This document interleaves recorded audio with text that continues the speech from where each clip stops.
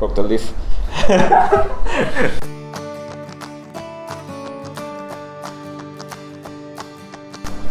Okay, hello guys, Vincent here from Monsterasaur. Welcome back to our channel. So today we'll be doing a sharing on tips and tricks for cane begonias. So cane begonia is a type of begonia, but they fall under different subcategory. So this one in particular is a cane begonia.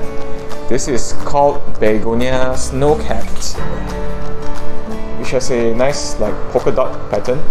So there's like few hundred varieties of this polka dot type. So this is one of our favorite. This is called Begonia snow-capped, and we'll start off with a propagation video. So with cane begonia, the propagation method is slightly different to that of a normal begonia, whereas you will need the node, which is where the stem and the leaf meets, and the lower stem. So whenever you make an incision, the roots will appear from the lower stem. So we'll demonstrate how we propagate this Begonia snow-capped in a few seconds, and our preferred method is actually via the full perlite method. So as you can see, we prepared a tray of full perlite here. This is full perlite, and we do all our propagation semi-hydro style.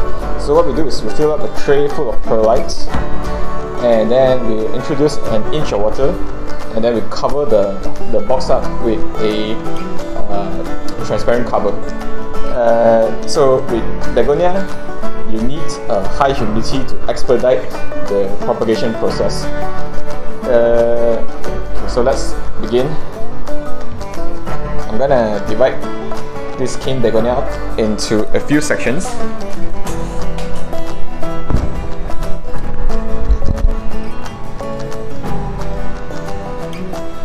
So this is one cutting here. This is a cutting, and you can get a bit greedy with begonias because they are quite easy to propagate. So as you can see, you need the node and the lower stem, and oftentimes after the root appears, the new shoot will appear from the axillary bud, which is this armpit here. So you can get a bit greedy here. So what we're gonna do is chop it up some more, and be extra careful when you use a knife. Alright, as you can see, there's a lot more growth here, so we're gonna propagate some more. And again, be extra careful when you use a knife, because I recently just cut myself with a knife. Alright, so we got another cutting here. So if you're greedy like us, you can further subdivide this cutting into a few more. So like I said earlier, you need the stem and the bud. So what we're going to do is cut it up here. Chop, oops, we'll pick that up later. Here some more, chop one more. Chopped. Yes, so this is what you really need. A leaf, the node, and the lower stem.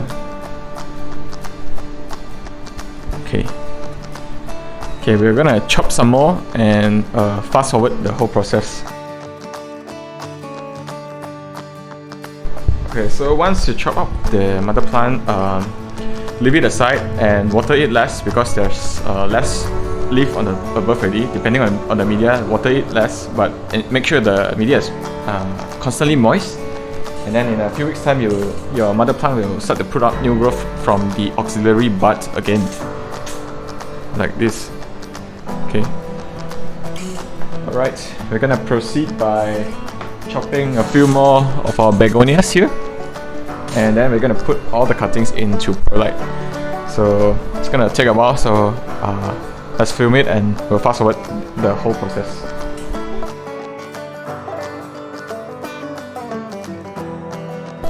Alright, so we got a mountain of begonias cuttings here.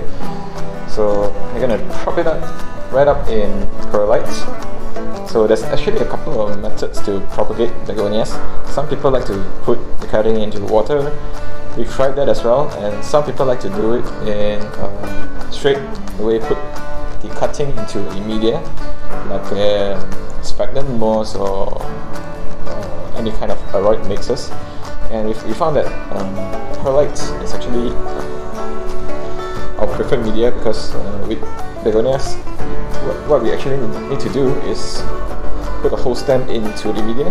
So with media like sphagnum moss, it's very hard to gauge the moisture level. So sometimes when the moisture level gets a bit too moist, it will rot the stem very easily.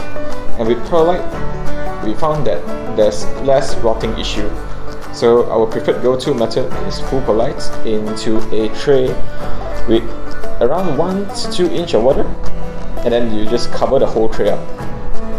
So here's the cutting that we chopped up earlier, and right now we're gonna put it into the perlite. So what we do is we take the cutting and just sort of squiggle the perlite to make way for the cutting to go in. Oh damn it, I broke the leaf. Oh, hang on. Let me grab another cutting. Okay, squiggle, squiggle. Make sure to do it gently so that you don't break the leaf like I did. And done. So here's one cut, and we got a few more cutting to go. So we'll fast forward and see you in a second. So once you're done popping them up in perlite, you need to find a cover for it.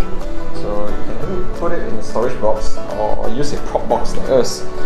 So we're using a propagation tray and box.